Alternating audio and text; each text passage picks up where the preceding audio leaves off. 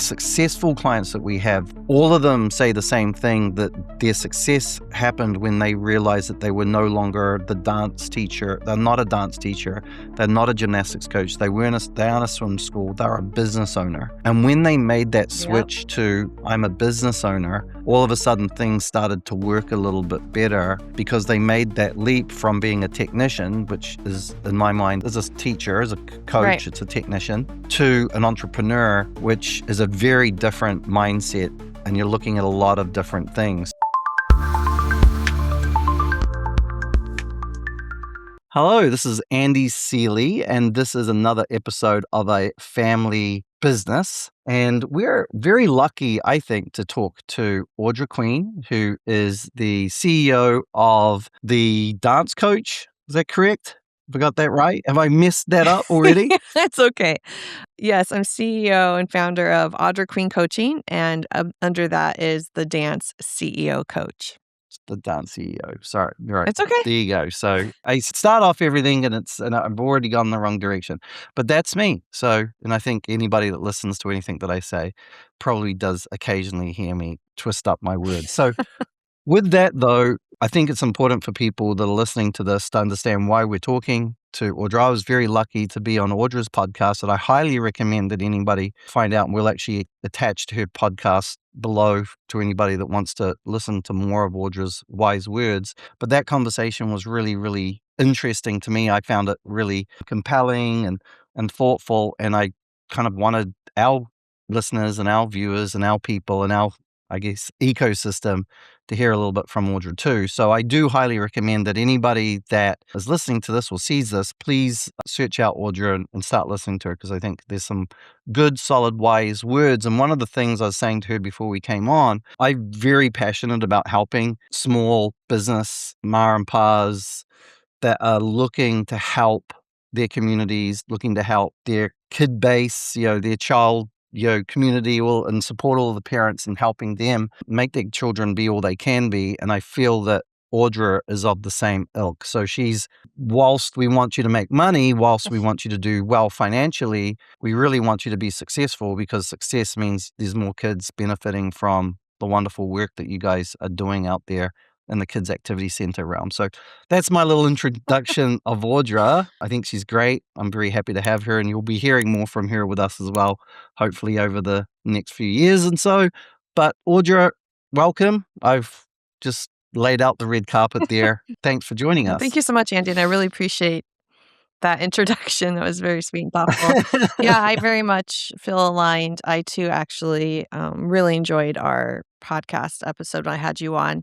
And I firmly believe in supporting the human behind the business, because I really believe that your professional success is only doing as well as you're doing personally. And a lot of professional challenges can be remedied by addressing personal side first, has been my experience, both personally and professionally with others I support.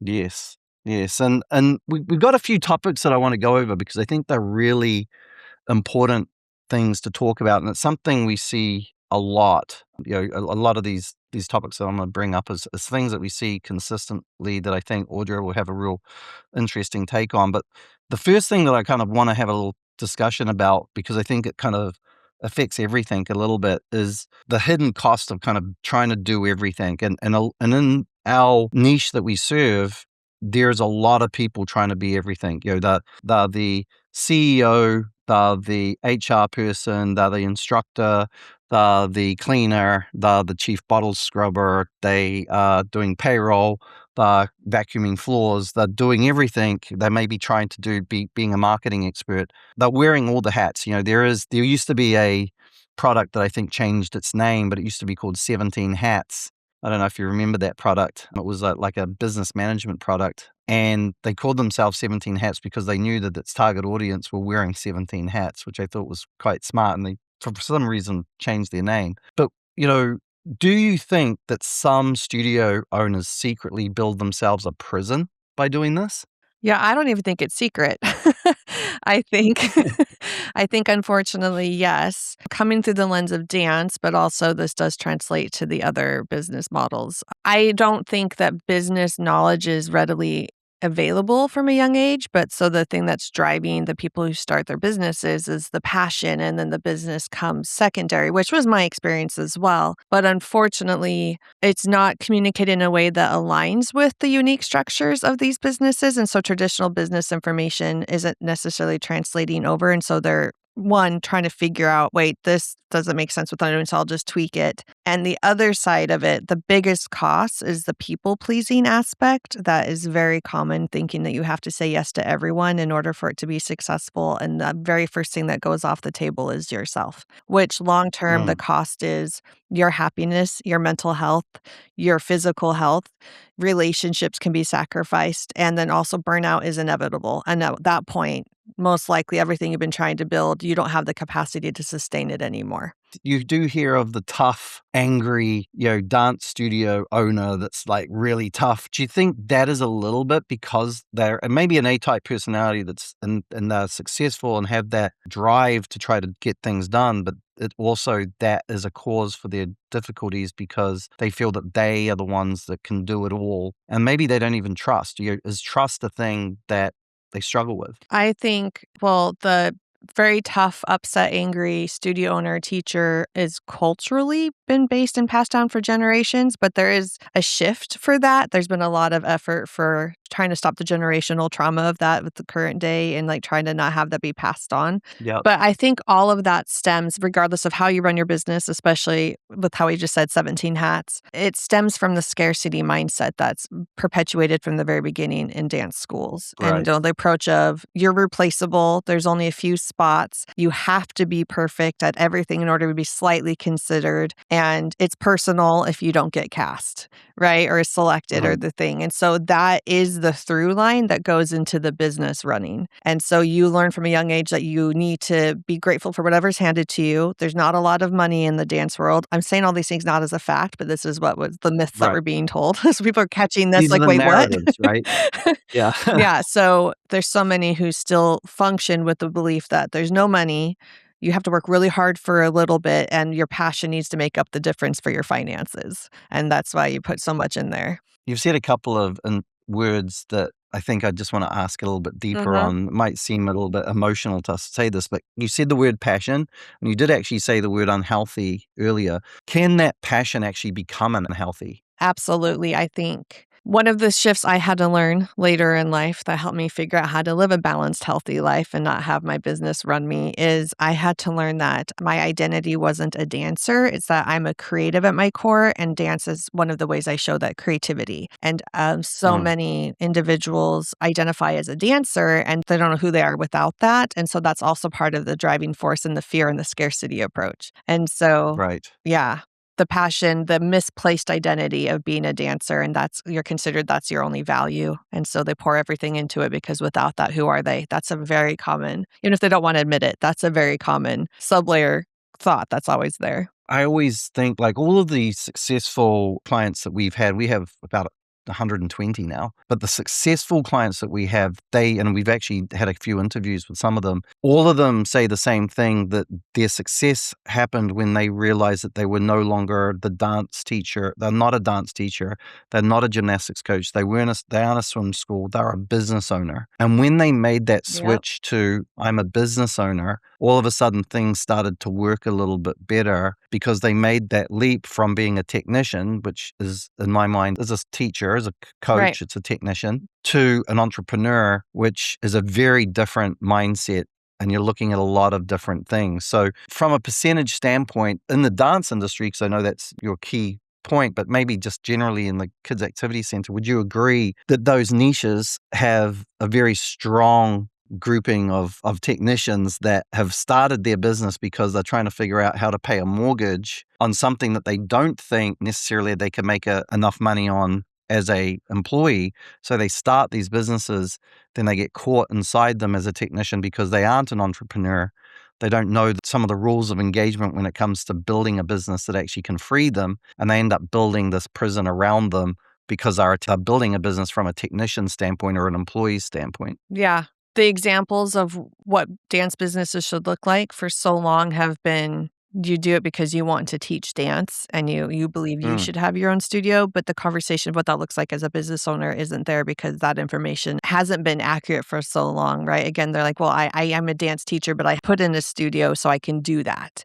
Not this is how I know to run a business. And then that information influences. So it's been the reverse approach for so long. And it's only just now shifting, I think. And I think a big proponent of that was COVID when everything got shifted online. And I actually was living in a virtual dance business space in 2018. I chose this virtual dance business space. And so I was in a front row seat to help others. But people started to realize there's other ways to do this and more autonomy has been noticed versus it's either you do this or you do this and this is your only option.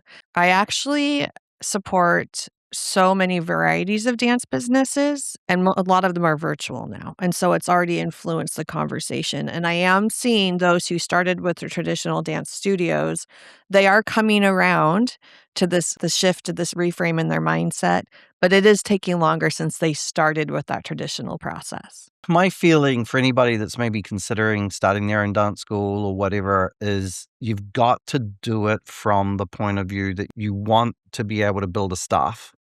You want to be able to build a team because that's the benefit. For me, the benefit of owning a business is that I've got wonderful people. We got 20 people on our staff and they do all the things that I probably could do, but they actually do it better than me. Yeah.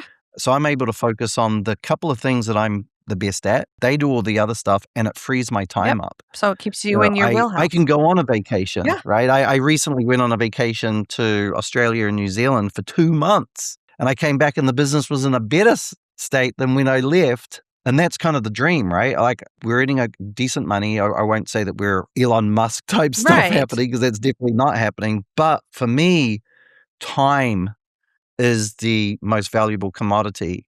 And if I'm paying my bills and I can do some of the things that I want to do, but I've got my time to spend with my son and my wife and my family, that is the thing. And that's what I worry about sometimes when it comes to our kids' activity center owners, is that they almost give up their time. We had a client that said to me that she hated her gym. She loved gymnastics. This was a gymnastics coach. She loved gymnastics, but she hated her gym because she blames her gym for stealing her time from her 6 children. And she had 1 child left that was still in high school. And she was like, I'm not going to lose that time with that kid. I need to make some major changes. And to her credit, she made those That's major awesome. changes and she's actually done some good stuff. But she had to come to that conclusion. Yeah. Unfortunately, 5 of her kids went through that process and she feels like she missed out on them because she was selling her time. And that kind of comes to kind of like a question that I wanted to ask you is, why do you think so many owners feel guilty resting or taking time away?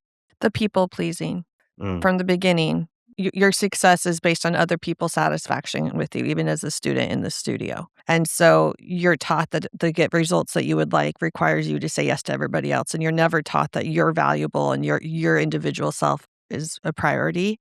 And so the only way it makes sense to build a business is by doing it at everyone else's benefit. Right. That is Right. their lens, is how they're thinking about it. And so the other aspect of this is that, again, it's the scarcity. If you have time to sit down, you're failing because you should be showing that that you love everything so much that you're giving yourself literally to what you're doing. And so that is a very common. I address the guilt very regularly, like you said. And Right. the phrasing that you used earlier, time freedom, I didn't ever hear of that phrase until I had shifted into becoming a business owner and I was in coaching programs outside of the performing arts world. Time freedom is not a term that's used in the performing arts world. That's not a generalized concept. Right. So that's not even in the realm of when I talk to dance business owners, what they wish they had. Theirs is just like how I just need to make more money because they're in the scarcity mindset. How to make more money. Right. And I'm always behind on everything because they're always like, I can't please, I'm trying to please everybody and all of that. And they're not even on their list. They have no concept of what their future is looking like because they're just in the moment and they're just based on paycheck to paycheck, bill to bill, all of that. It's very scarcity driven and big picture, the CEO thinking that you were just describing, right? That allows you to take that vacation. The CEO level is your job as the visionary and make sure that things get in place to hand down so that then the business can move forward towards the vision. But I think the vision a lot of people have is very short-sighted is I want a studio to teach these classes. And that's it. Right. There is no, like, what does my life look like? Because they've only ever thought about themselves as a dancer and dances in it, and it's very short-sighted, and those terms we're using, those thought processes we're having, I didn't know until I entered into the world of business and started to learn things. I had no concept of it. Yeah. I always kind of feel that there's this element that, some kids activity center owners, and I'm broadening it out Right, of from course. just dance school, because I think this is across the board. Many have this constant need, and it almost becomes addictive to be needed, right? Yeah. They need to be needed. They need to be important. Do you feel that that is a problem? There is almost an addiction to wanting to be the center, the hub, where everybody needs you, your staff, your kids, your parents, everything goes through you, which ultimately is something that destroys you Yeah, at the same time. I think that ties into the perfectionist approach, and it also ties Yep. into the misplaced identity, right? Because your identity is tied to, again, people wanting you. Like, this is how you feel you bring value into the world. And so it's the misplaced again. And someone who comes to me and asks for support with their business, very rarely do they come to me with a confidence in who they are as an individual and that they do business successfully. Mm, That is one of the biggest transformations I help them with, but they don't realize that's what we're going to work on. They come in like, how do yep. I make more money? Right. And I'm like, cool, we're going to back up 100 steps and address something that was missed this entire journey for you. It really just comes down to that misplaced identity and the fear of, I don't know who I am without this. And in order for me to seem like you only find me valuable if I do all these things for you. Do you think that's a little bit endemic in the performing arts world as well? Because they're wanting to be on show, they're wanting to be, as part of being a performer, is to wanting to be the star, right? Is there an element of that, I, am I being a little bit unfair? I would say, I mean, I think it can easily be influenced with the perfectionist approach. Like they have the unrealistic, Yeah, like I'm supposed to be showing up like this because this is the example I've been given for, there's generations that this is how it's done. It's never occurred to me that there's other ways. So I think it's just like, right, this is how you do it. This is the example I've been right. given. And so I show up and I'm supposed to be perfect in my behavior and presentation. Yeah. And just for anybody that's listening to this, we're talking about problems, but one of the things that I highly recommend people to think about when they're looking at their business and analyzing their business and thinking, have I set my business up for success, is a good CEO should look at themselves like the captain of a ship. Right. And I might have used this analogy before with you, Audra, but I always use this. A true captain of an old style 1800s sailing ship was not on the decks, was not even at the helm. He was in the captain's room with charts. And he would have his first mate with him, and they would set out where they want to go. Yep. And they would say, okay, we're in this port here. We're going to go through this area here. We're going to avoid these rocks and avoid these islands. We're going to go over to this port here, and then we're going to move to that port, and we're going to end up at this point at the end of our journey at this destination, and this is how we're going to go about it. And he'd share that with his first mate. The first mate would go up to the helm, have a word with the helmsman who's actually steering the ship, talk to the rest of the crew who are darning sails, pulling up sails, swabbing the decks, doing all the things that need to happen to make sure that the boat is operating well, and the boat heads off, Yep. right? If you're not doing that, if you're behaving like you're the captain of the ship, but you're pulling up sails and you're darning sails that have been ripped, or you're cleaning the decks, or you're even on the helm, like you might think that you're in charge because you're actually steering the ship, but no one, including yourself, has actually decided where you're going. Yep. Or what you're doing, or how you're going to go, or what you're going to do to avoid problems. You're going to hit problems and you're not going to get anywhere. Yep. And I really like that. So when you're looking at your business, think of yourself, are you in the captain's room charting your course?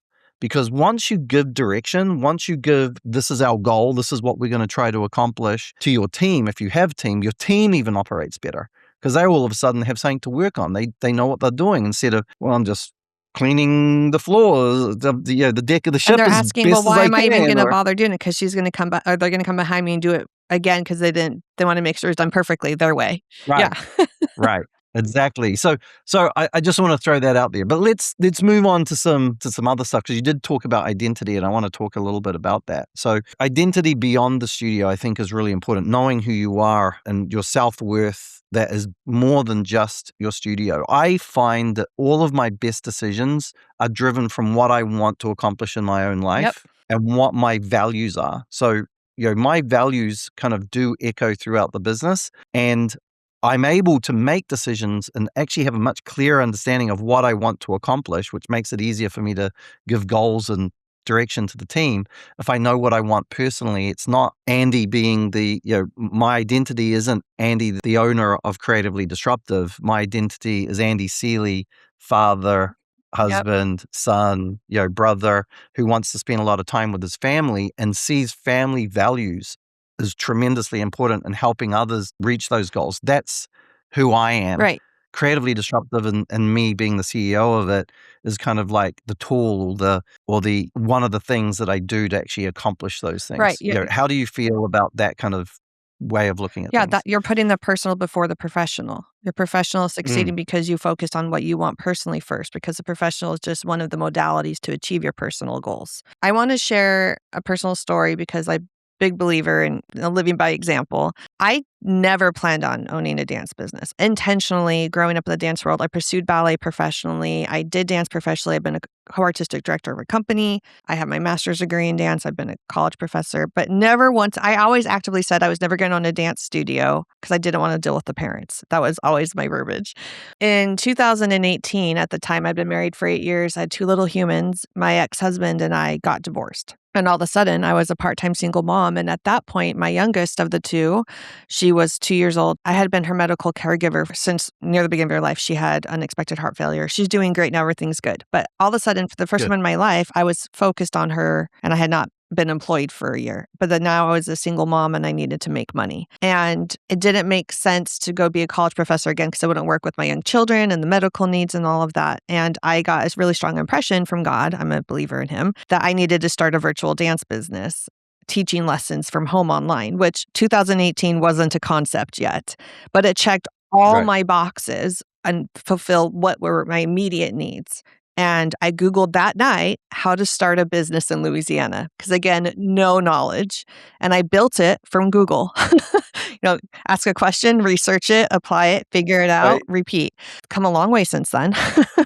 But in that process, I was also lost because I was like, but I dance. Everything I've done my entire life work related has been associated with dance in some capacity. And this helped me stay connected to that, but it had me really face like, I might not be in the dance world anymore. What does that look like? And that really had me shift into who I am as an individual. I'm not just my child's parent. I'm not just, a former spouse. But who am I as Audra at the core, which comes even before all those other titles. And in that journey is when I've learned about what goals are versus dreams versus visions and all of that, and how we're just told what our options are as dancers, and how it's like, wow, none of this actually even aligns in front of me anymore. Those things I was pursuing are on a completely different track over here. I'm not even on the same path anymore. So the only way that I have gotten to this point in my business, which is full-time now, I've actually had 2 coaching businesses, merging them together, is because I got clear on who I am as Audra. That allowed me to have that be my anchor, that no matter what's shifting outside of me, I'm solid as Audra. And business things shift, clients come and go, economy shifts, relationships change. But the constant in all of that was me. And because I had that clarity, I was able to not see every single time something didn't work out as like the make or break of who I am. It wasn't like, I'm a failure. Who am I without this? It allowed me to have that healthy perspective to say, I'm still good. I'm grounded. I can handle this well. I've done it before. And then I can address it from a healthy distance above the forest situation view versus I'm in it. What do I do? And Right. that has been the key reason I feel that I'm thriving in my everyday life, because I could wake up today and find out that for whatever reason, I'm getting massively sued and I've lost everything in my business or whatever. I'm not worried about that. I know I have the skill set to go take care of that and resolve it and move forward. I, as Audra, am fine. That can be addressed. But I had to separate the two and understand that one does not make the other. I have to take care of myself personally in order to successfully show up professionally. And that's how I have found it's Right. been sustainable, that I wake up excited. I don't have any regrets in my business. Regret, to me, is the number one red flag, that whatever the thing is, if you feel resentment, not regret, sorry. If you feel resentment, that's the number one flag that you need to pause and revisit what you're doing. Resentment should not be in the process. Yes. Like the gym owner that hated her business. Yeah. And normally it Yep. starts with a client that you allow to stay in your business because you want them to pay the money, but they're really troublemaker and cause issues, like, in the You culture, right? don't It normally like it, starts right? small. And everybody has that, Yeah, right? yeah, but then it builds into the big. But that is, though, the thing I just shared is the hardest thing to do for a successful business is really truly being honest and willing to say, "Who am I without this? Who am I at my core as this person with my name? How do I identify myself? How do I feel?" Getting to that point is probably the hardest but most transformational work a business owner can do in their life and will Yep. have direct positive impact in their professional life because of it, but it's the hardest. What's kind of funny is we are very data driven, obviously, with the business that we do. Everything Yeah. ultimately comes down to it like a mathematical Mhm. equation. And you might feel that or people might feel that that's antithetical to humanity and people. But the reality is things happen and it can be statistically looked at and go, Absolutely. okay, what happens regularly?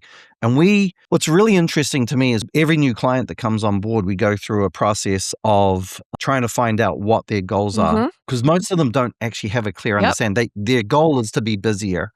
And what does that mean? It's like being a captain of a ship. We want to go somewhere. All right. You tell that to your crew. Let's go somewhere. And they'll just look at you like, okay, where? Yep. Right.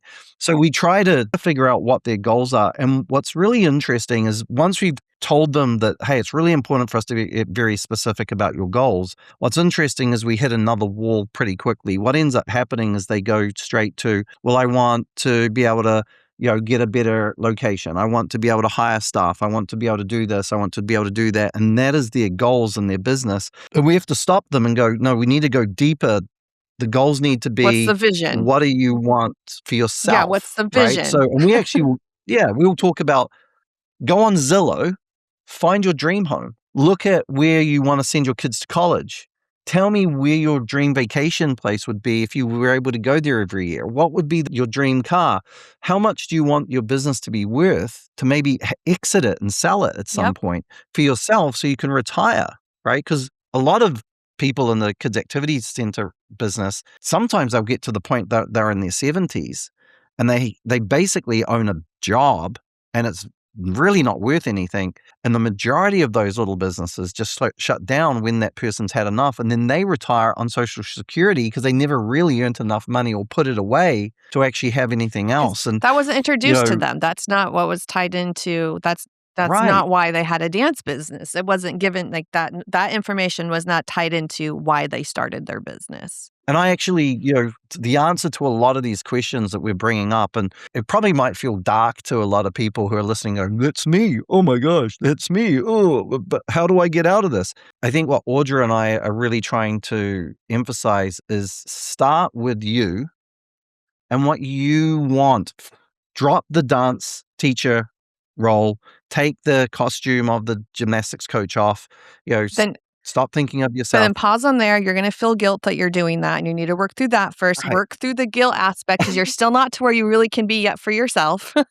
Yep, and it's okay. You don't have to be a 24/7 swim Yep, coach, right? You don't have to be a 24/7 dance teacher. You can be Audra. You can be Andy. yep, And what do you want for your life? And revel a little bit. And I know this again is difficult, but it's okay. Be a little bit selfish and revel in, gosh, what would I love? What would make my heart sing if I was able to head in this direction? What excites me? And sometimes it might be, I want to be able to travel regularly. I want to be able to see amazing things. I want to see my family. I want to look after my parents. I want to blah, blah, blah, blah, blah. There's a yep, bazillion things that we all might want.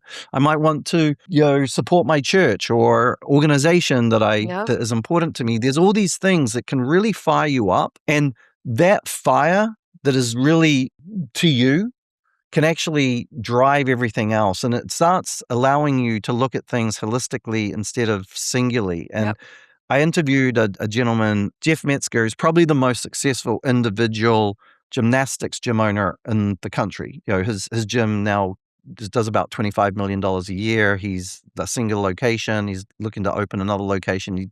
He's retired from the day-to-day operations of his business. But he was talking about when he first started, he was a gymnastics yep, coach. And he built a business that he became the hub of it. Everything ran through him. And it almost got him to the point where he gave up. And it really drove him into the ground. This was the early 80s that he actually had this horrible feeling, and he was like, either I have to change something or I have to leave and get a job somewhere else, do it in a whole different business. Thankfully for Cincinnati, where he's at, and he's got a wonderful location that does wonderful things for the community.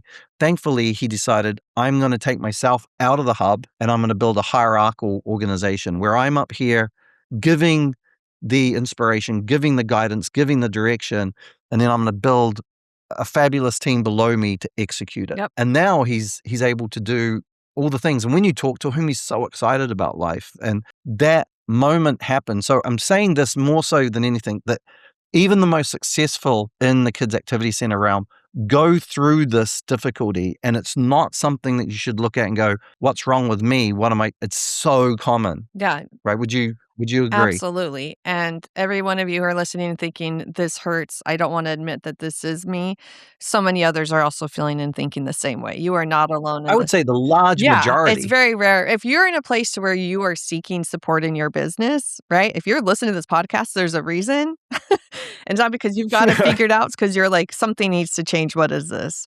So Right. you are amongst friends who've been there. Right. One of the things that just came to mind too is kind of tying in earlier, we were saying part of the reason why I think it's very hard for specifically performing arts schools and dance studios is they also have to put on like recitals end of the year performances and such. And that is a very hands-on, you decide everything. And so that makes sense that that's how they problem solve the business aspect. You can produce a performance and not have everything be you, but that's not common, unfortunately. It's like the artistic director, all the things. So I think that's just a direct correlation. Like, well, this is how we do this, so this is how I'm going to run my business. Every coaching program I have participated in, they've started with the vision. It's taken what you just said as big a part of it, but it's also like, what does your day-to-day life ideally look like? Like, I remember sitting down and having to do it took me 3 days. Like, I want you to start from the moment you open your eyes. What kind of bed are you sleeping in?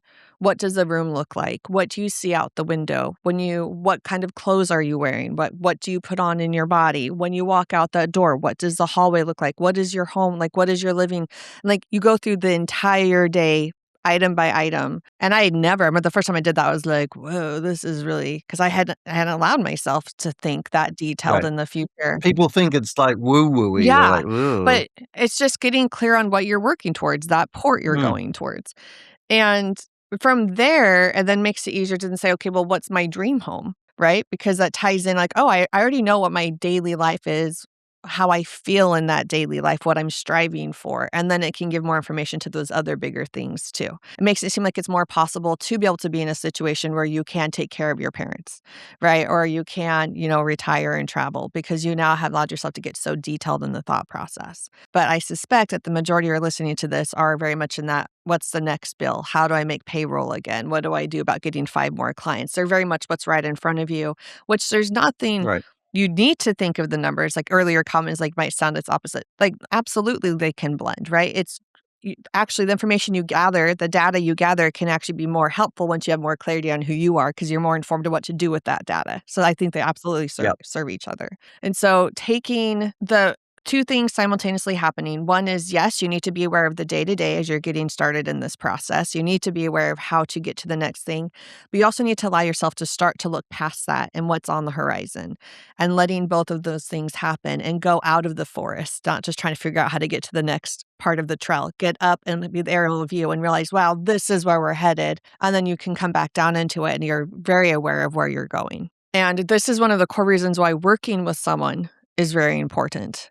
It's not because they're trying to get your money for you. If you align with someone like Andy's program, they absolutely can help you see the bigger picture and because they're outside of the situation and move forward. Just like anyone who's listening in the area of expertise, swimming, gymnastics, dance, the person that came to you wants to improve and you can help them get there because you have the outside perspective and you can see what they can't.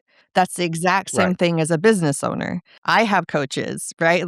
You got a good one if your person you work with also has somebody that they work with because they're also still trying to strive and improve. And it's the same for you. No one is immune to this. You cannot possibly see what's going on when you are in the thick of it.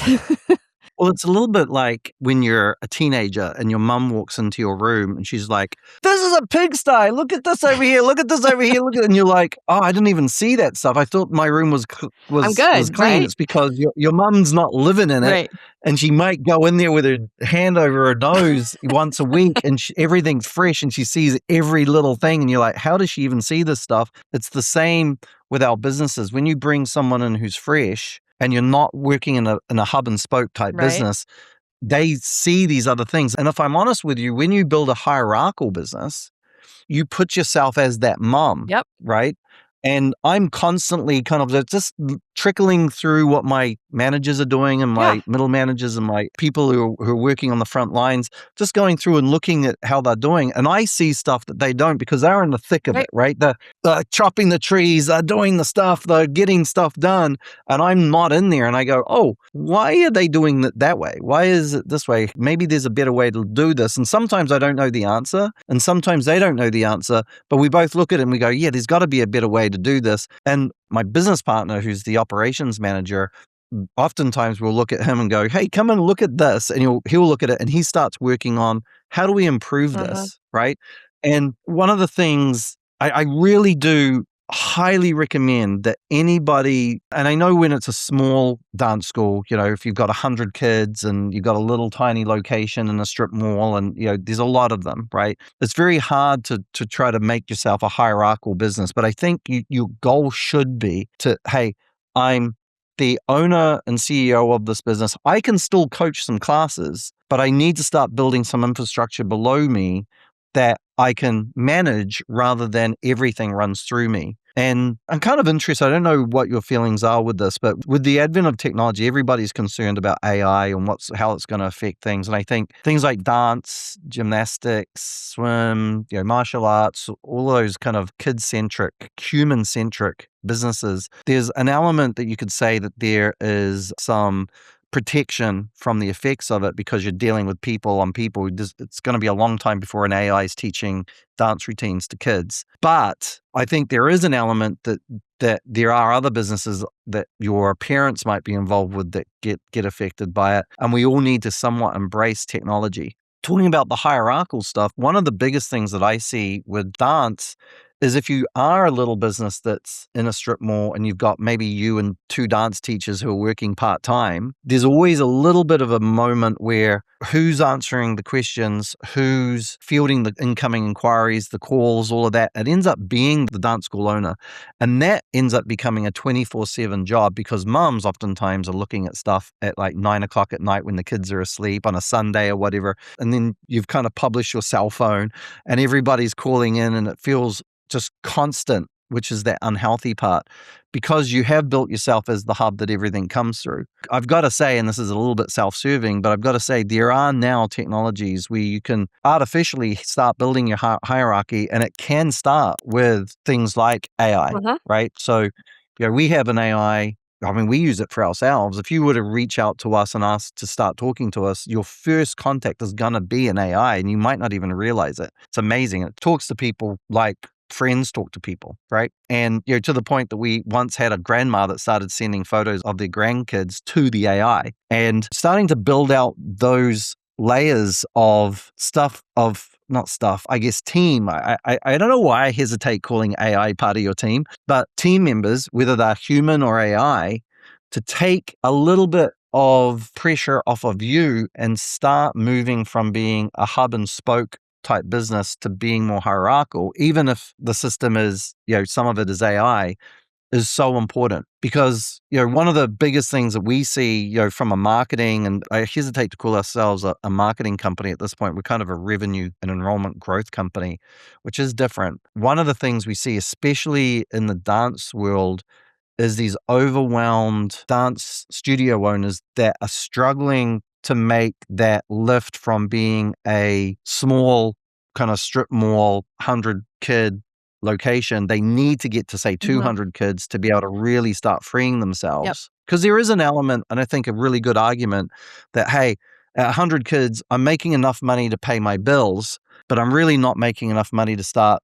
taking some load off. I've kind of got to be Right. all of it because I can't afford to hire anybody, right? That moment of trying to get from that 100 to that 200, that can be that difference where you can hire support, Right. is sometimes very difficult. Yeah. So what I highly recommend is getting that idea, what Audra's talking about. How does optimally your day look like? And not be thinking, well, I can't be thinking of this because of this. No, optimally, how does it look like? Forget about how realistic you feel it is right now, but how do I want my life to look like for me to be optimally happy, for me to be the most content that I can possibly be? Even if you look at it and go, well, that's pie in the sky, because you know what?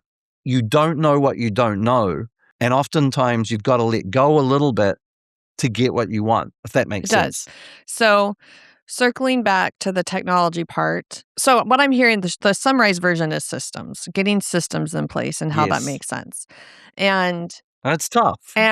one of the first things I think studio owners go to, right, and I know other child programs do too, right, is like there is software that like takes on like the registration process for you or the class scheduling and such. And that is a part of it. It also then is okay, but that's removed some layers, but what else am I still doing that's taking a lot of time? There are so many ways to work with in this. One of the easiest first layers, if you're like, I'm not quite financially able to invest in a part-time front desk person, one of the options is interning. I offer internships per semester with college students. One of the options is there a family who needs some financial assistance, right? And then you train, and you know that that's a good fit, not just they need financial assistance, make sure they're the right person to do it, right? There's ways to take steps towards this, but you do need to be clear on what things you excel at and are good to do and what things you're like, actually would be better if this was handed off to others. And Right. playing with AI, there's so many, even since a year ago to what it's doing now, there's so many ways that can work. I've chosen to play with it in a lot of different capacities within my business and tried some different software options and management things. And what I've come to the conclusion at this point for me is I still find it very important that the content I send out is for my own voice. I don't have AI write things for Yep. me. I use AI as a strategist. I will talk to AI and talk through business things and say, what about this? Or I have this, or how could this because it's like I'm having a meeting with the team members, essentially what I'm doing. That's how I've chosen Yep. to use it, to help me organize my thoughts and have that other, have outside ways to come in. There's so many different ways Yep. to utilize it. I actually think there's a process, and you might want to go through this process too, with trying to figure out how to use AI, at least the agency type AI, which operates kind of like a person. And you make a list. And I used to do this before the AI stuff came on, when I'd have overwhelmed business owners that are like, how do I start getting to a point that I can scale and actually own a business that can free my time? And what I would recommend everybody to do is to maybe get a spreadsheet, write all of the things that they do each day, all of the things that they do each week, all of the things that they do each month, right? All of the things, every little thing in minute detail. And then right next to it, is this a minimum wage job, a middle wage job, or a top end executive role? You'll be surprised that you might have 30 or 40, sometimes 50 things that are going on. And you might find that there's 5 things that are executive level, which really means that's you. Yep. Those are things that really only you can do. You can't hire that out. The mid-range, the middle, kind of like employees, sometimes managers. And then you've got the bottom level, which is, the minimum wage type Yep. stuff. Nowadays, when it comes to a lot of those minimum wage jobs, apart from cleaning and stuff like that, a lot of the administration minimum, which is a lot of stuff, which can actually eat up half of your time as a business owner, can actually be done by AI, right? Or And it can be software done in some actually. capacity. And I always use AI because we've still got a human interaction. We've still got parents communicating. I know for a fact that we tell people that, look, don't be the one that thinks you have to be available at 9 p.m. on a Sunday to answer that mum's question because she's sick of the kids, and over the weekend she's like, I need to get my kids into some activities. So I found this ad online, or I found this Right. business, I'm going to try to get them enrolled. Don't feel that you have to be available for that. AI can actually respond to that really quickly and efficiently. And all the AI is going to do is help that parent book a time to come into your location to meet with you. Right. It's not going to do anything too crazy. Yep. And it frees that time up. And I've seen it with the clients that kind of buy into what we're selling, I guess. You can hear oh, you mean I don't have to Yeah. be watching my phone at 9 Yeah. p.m. on a I have Sunday? I can just let it I go. have a step. If you're not quite ready to get to like, I'm going to have AI fill in. Well, first of all, the thing we're talking about is boundaries. Like if you're like, oh, I forgot I need to go buy something for my daughter for school tomorrow and she needs a new shirt, you're not going to be like, why isn't Kohl's open at 10 o'clock at night? How dare they? I'm going to reach out to make them open up the door. You have the exact same right to have the exact same kind of boundaries with your time. Your business is not open on Sunday. Do not be responding to messages on Sunday. If you say these are my business hours, maybe the hours you list are the ones that there will be responses that people can expect from you. I Right. don't reach out to businesses or email them at my time at 2 o'clock in the morning if I'm awake doing something and be expecting them to respond if I already know that they're closed at that time. But this is one of the areas that is not touched very often, I think, for small business owners is I want to put a spin on that because I absolutely 100% agree with, because I even say this to my staff. I'm like, you work between these hours. I don't expect you to respond to any of our clients over the weekend. We have a skeleton team making sure that everything's right. working and On not falling call, apart. right? But you don't have to respond to somebody at 10 p.m. on a Friday night because we're dealing with small business owners who, some of which their hair's on fire at some point or they're freaking out, they're worried about stuff. So they're messaging and stuff. I used to have some staff members would feel that they would have to respond when those responses came through. And I've said we need to train them to understand that you're available between, say, 9 and 6 or 9 and 5, Monday through Friday. Outside of those times, if they reach out to you at 10 o'clock on a Friday because they are worried about something, that you will respond to them on Monday. Their business is not that fragile. Even if it's fragile, there's no business that is so fragile that if you respond to them on Monday, everything's fallen apart and it's all broken, right? And that's how I operate with my staff. However, saying that, when it comes to incoming inquiries, and this is just interesting stuff, and it's good for us as well. We find for our business that the majority of our incoming inquiries come in after hours, and they come in at times that you know that people are, their minds racing. They've got enough. They're not in the trenches trying to get their business operating. They're not worrying about covering classes or operating their business. They've had enough time to have dinner. They're sitting there and their minds start speeding along about, oh, what am I doing here? I've got to change this. I'm not happy with that. I'm blah, blah, blah. And we start getting majority of our incoming inquiries coming in between the times of like 7 and 10. What we find with our clients is it's kind of similar. And I think it's parents are thinking, they're running around, taking kids to different activities, getting food done, get the kids off to bed. And then they start going, I've got some time to think. Maybe scrolling on Facebook and Instagram or whatever, and they see an ad for Audra's dance school and they go, oh, I wouldn't mind having my kid involved with that. And those leads tend to come through at those times.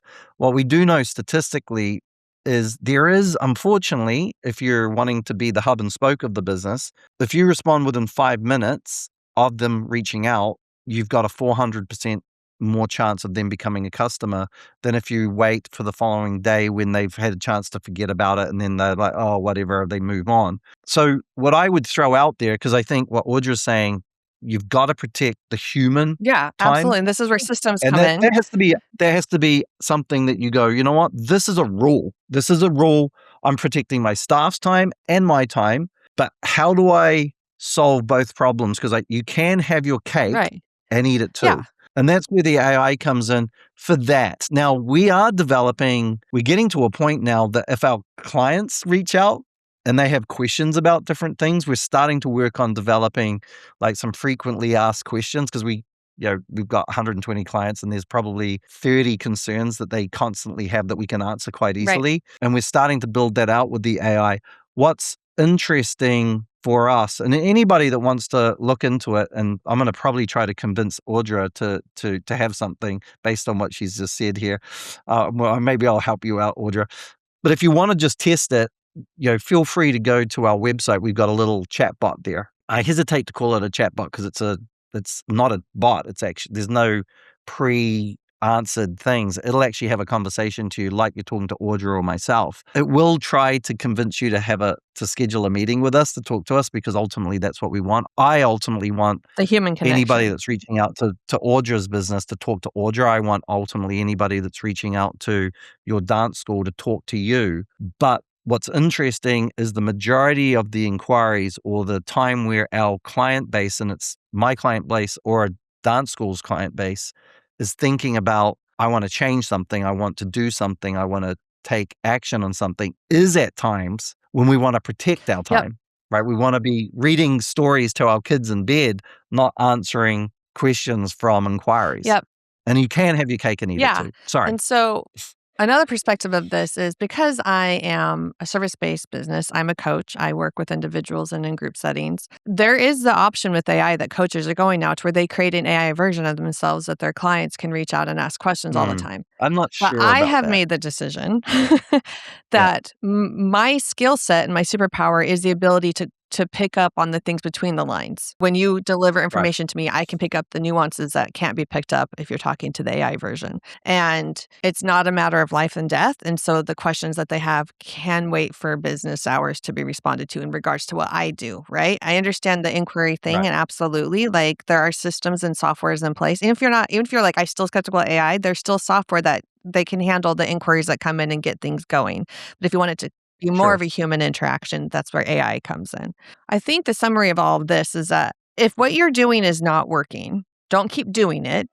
But there are so many different ways that can make the outcome happen. So maybe you're like, I'm really anti AI. Okay, that means you're going to go this avenue. But there are other ways to address it. But if what you're doing isn't working, continuing to do it isn't going to change anything. Absolutely. I think you nailed it right there. It's like, I'm going to go back to your original thing, thinking about how your day optimally would Yep. work and understanding that you might look at it and go, how is that even possible? The reality is you don't know what you don't know. And the reality is what your optimal day looks like is probably someone's actual day. And they've somehow been able to Yep. develop that and made that their reality. And there's no reason why you can't do it. What I really do believe, and this is coming back to another thing that you said, is you're not working on this by yourself. You should not be working on this by yourself. I think we even spoke about this in our podcast, is this is a team sport. If business is a team sport, I actually don't know of any successful business owner. When I say successful, I look at that as they earn good money, maybe 100,000 plus, but they're working, their hours are quite Yeah, limited. They're not it's a working healthy amount of hours. They're not right, and hustling all not the even time. 40. Right, and I'm talking maybe they're working 20 Right. hours a week and they're making 100 grand running their wonderful little business. I don't know anybody like that that does it all Yep. themselves. And hiring someone like an Audra that can hold your hand and walk you through all the things that you don't know. And more so than anything, probably, Audra, I think someone like yourself, because I think when people do change, they feel very uncomfortable and Mhm. they feel like, oh my gosh, I can't do this. You can hold their hand and you go, okay, you're going to be Yeah. okay. I Hold my literally hand, come I up. coach the mindset and the reframe of how to have them believe it's possible and how to get there. Yeah. Then, and there is an element, I think, of, you spoke of believing in God. Others might say the Right, yeah, whatever universe, higher power bigger than others, or you. whatever it Right. is. I truly believe it's there. I know that, I'm kind of along the same lines as you, but whatever your Yeah, higher whatever you power you resonate believe with. is there. So many times when I've gone off my track that I'm being guided to go down, things get hard. And when I pull back to the direction and the path that I'm supposed to be on, things get easy. And I always talk about kind of like, think of life as you have a life and there's a river that you're on. Some people spend all their time swimming upstream and it's so hard, exhausting, and their life becomes just punishing. And some people, maybe they don't do that, but they go across stream and they end up in places that they did not want to be and they didn't expect. Successful life, in my mind, is figuring out where the stream's taking you and heading with the stream and going with it. And it's amazing. I remember, and this is kind of a funny thing. This really resonated with me when I owned another business. It was a tourism marketing company, and we had a client that was a river rafting company. It was the American River up by El Dorado and near Sacramento in the mountains. We lived in Lake Tahoe at the time. And we went on this river rafting experience. It was crazy. It was like we were getting smashed in water, and it was fun. It was a lot of fun. My wife nearly drowned like 3 times, and she thought it was fun. So, that's all good. And we got to the end and it got all calm and it was freezing cold water until the rafting guide said, okay, guys, jump out and we're going to float. You guys are going to float down for the rest of it. And we jumped out and the water was beautiful and warm. And it was just quiet and you could hear the crickets and the cicadas and everything. And it was like it was probably, I think, a July It was a beautiful day in the summer. The water was like so beautiful and warm after the freezing cold warm. And I just sat there with my arms out and I was just going with the water instead of battling it, Uh-huh. fighting it, trying to where we lived. There was that dichotomy between the battle that we had with the raft and then the getting out and just going with the stream. It really hit me that that's how I need to live my life, Yep. right? And I need to double down into that and I need to stop fighting against things because one thing I will say, and this is going to sound a bit scary, is if you're the type of person that feels like you should constantly be swimming upstream, this power does not care whether or not what's happening. It just wants you to go in the direction that it wants you to head in. And if you don't head into it, you could kill yourself. Yep. Like literally, people Yeah. have killed themselves going against the stream, Yeah. right? It's unrelentingly punishing if you don't look at it. Now, I'm not suggesting that anybody should feel worried about their life, Right. but I know enough business owners that in a way they do end up getting themselves to, they become unhealthy, they become unhappy, mental illness, all sorts of things can happen. They lose relationships. They've got, difficult relationships with their families. Like my client that wasn't able to spend their kids' childhood with their kids, they didn't have broken relationships, but it was a different relationship than what it would have been if they'd stayed there. So swimming against the tide, Yeah. swimming against the flow of the stream is very difficult. Life will punish you for it. And finding out how to go with it, and it starts with, I really do believe what Audra said was spot on. Having that thought in your head of what does my optimal day look like? What does my optimal bed look like? When I wake up, what do I see? Envision a warmth in your heart in the center of your body. And the more you think about that, that is the direction and the Yeah. stream. And to take this further, the more practical steps, some would say, if you want to go the woo-woo side, like the manifestation side of this is really what we're talking about. Yep. But there's science behind manifestation, but we won't get into that today. Absolutely. So I believe that there's 4 questions, right? It's the what, the why, the how, and the when. And so many times we ask what and we ask when. And we are so stressed on the when and how we're going to get there. But the truth is, our job is to say, what is it? And then we need to ask ourselves, why are we doing that? And people miss the why. If we don't get into the desire, why do we have this desire? What is the core reason for this? We have so little clarity. And then we need to release the how and the when, because that is what is the path is for. If we're standing there and we know the how and the when from the beginning, that's not a long-term vision or goal. That's just a practical step to the next thing. So you the big thing is what is it? Like we've been asking, right? What does my daily life look like as someone who's thriving? Why in that particular way is it like this? From there, you're like, okay, so how and when? And you leave those questions open to the bigger universe, God, other deity, whatever it is, and start moving forward. And like you said, you're going with the stream and you'll know when you're things are becoming more easy and things are wow, what's the coincidence of running into this person or this is happening or those things will start to fall into place. The moment that you have the why, so much happens for you, not just the what. You've probably seen the Simon Sinek video about the why. I highly recommend anybody to look at that. The why gives you the core meaning of what you're doing and why you're going about it. And it actually feeds into a lot of stuff. Your messaging, your drive, your decision making. Our why for our business is we want to help small business owners, dance school teachers, the swims coaches. We want the gymnastics gym owners, all the kids activity center owners to free themselves, to free their time, and to maximize, what they have with their business, right? We want them to be super, super successful and help as many kids in their communities as possible. The side effect of that is financial benefit to our business. The better we do on that why, the more successful financially we are. And the more we focus on that instead of we want to make as much money as possible, the more money we make, the more successful we are. I firmly believe that the moment that you put service focus first, like you said, the side effect is the financial, not in place of, I'm not saying sacrifice yourself to teach all these kids for free and then you're starving without a roof over your head. There's a difference. But I have every single time I've most resonated with a podcast or, someone professional or a book I've read, it's always been when services the answer. I actually just recently had some ahas given to me again from God. And he's like, hey, yes, abundance is a great focus, but that tends to be like people think abundance in like your money and your things. And he's like, I want you to be abundantly desiring opportunities and service. And the moment Yep. that I was like, okay, what is this? So many things have come in front of me in the last month that are opportunities Yep. for business growth and also opportunities to serve others in my daily life and in my business. And it's a complete game changer Yep. because I'm now focused on Yep. those things that are outward and I'm trusting on how and when things are going to be achieved.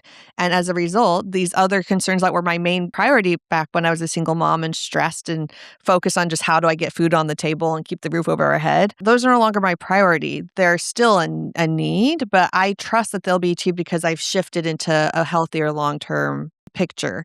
My long-term why, because you shared yours, is to be connected with whoever I'm supposed to serve of God's children and support them in moving through whatever season of life they're in. That's my why. How Yep. that happens has shifted over time and how that's going to happen is shifted. But every single time I end up serving someone and they become a client, we were supposed to connect. And there's someone who was placed in front of me that I was supposed to serve them in this season of their life. Yep. And it's looked very differently, but that's my focus. The what is the business, right? Like I have a business. The why is serving God's children and being whoever he places in my path. And I just want to underline something that you might have missed that Audra said. She didn't say to do that at all costs to you. I think the additional thing to think about is think about how you're serving your community, how you're serving your staff, how you're serving your kids, how you're serving your parents, but also have a very clear understanding of the value that you bring. That you have a value and that you should, receive that value back and you should ask for that value, right? There's nothing wrong with that because what I see a lot of times in this industry is a real undervaluing that the business owners have. They undervalue what they bring. I don't know of many businesses where I see parents in tears when businesses close down. Yeah. Right? I don't know of many businesses like that. I've seen that with dance schools. I've seen that with gymnastics schools where the clients are in tears when a business closes down. But I want to say one other layer, though, is the undervaluing is also because the scarcity mindset, it keeps going back to that. And they also believe that their client and community can't pay for it. They're using it through their own personal lens that there's no money. And so the undervaluing is they also believe that someone coming forward, they just assume their financial situation. When really, they're just projecting. So that's a big part of that, too. Just to throw it out there, and I think, Audrey, you agree to this, no parent decides to put their kids in dance school to save money. Yep. That's not their goal. Their goal is, I want my child to learn dance. I want my child to grow confidence. I want my child to meet new friends. I want my child to do all these things. Saving money is not even on the list. Yeah. Depending on how much you charge, that might come into it. But the reason why they're reaching out to you as a business owner is not, I really am strapped for cash.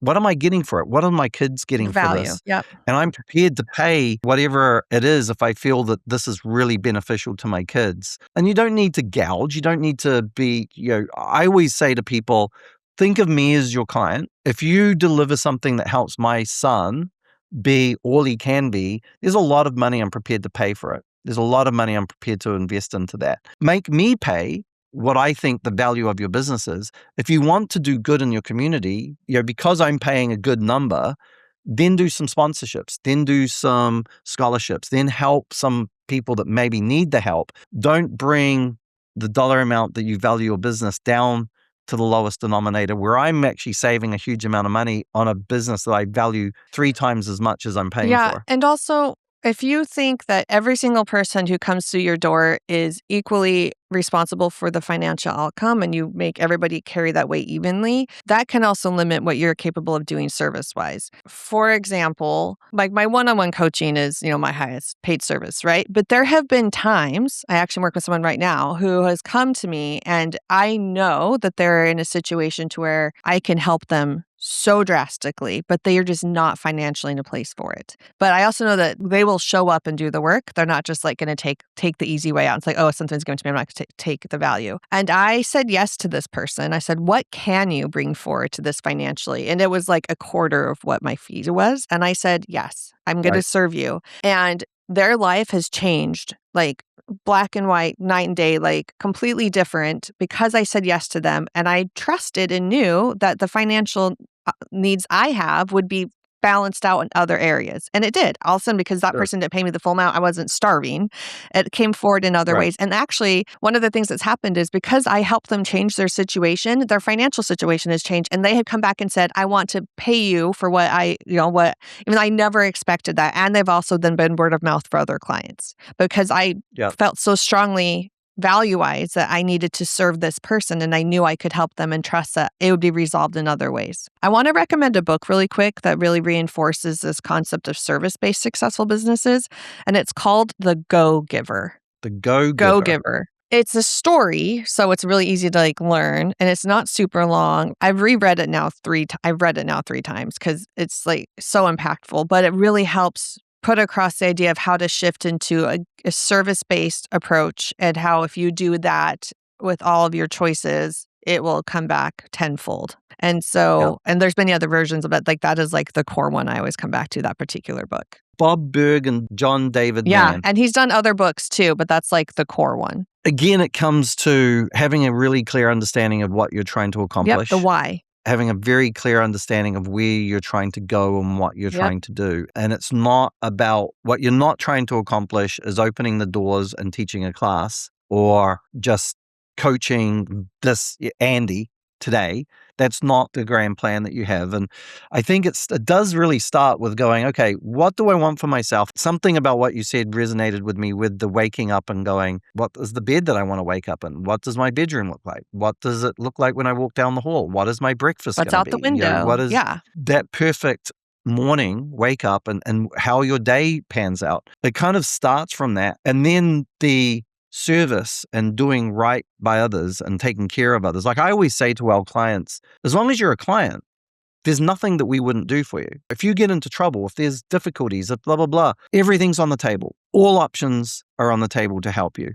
When you're not a client, it's hard for me to do anything, right? Now, have we done things for people that aren't clients? Yes, we have. But it's a lot harder when somebody's not engaged with us. Not being a client to me is, we've got people who are clients who, maybe haven't paid for certain periods of time. Definitely during COVID that happened. I still treated them as clients, right? They were still clients, even though they were going through difficulty because they needed the help and they did come back and they got back on their feet. If I have somebody who's not a client and that means they're not engaging with us, they're not talking to us, we can't help them, there's very little that we can do for them. Being engaged, going out. One thing I'm going to just throw out there to especially those little dance schools, those little gyms that are kind of starting out and that person feels very isolated and by themselves and all the weight, the world on their shoulders. Don't assume that Audra won't respond to you or give you help. Don't assume that Andy won't be here to give you help. Reach out to us. You never know.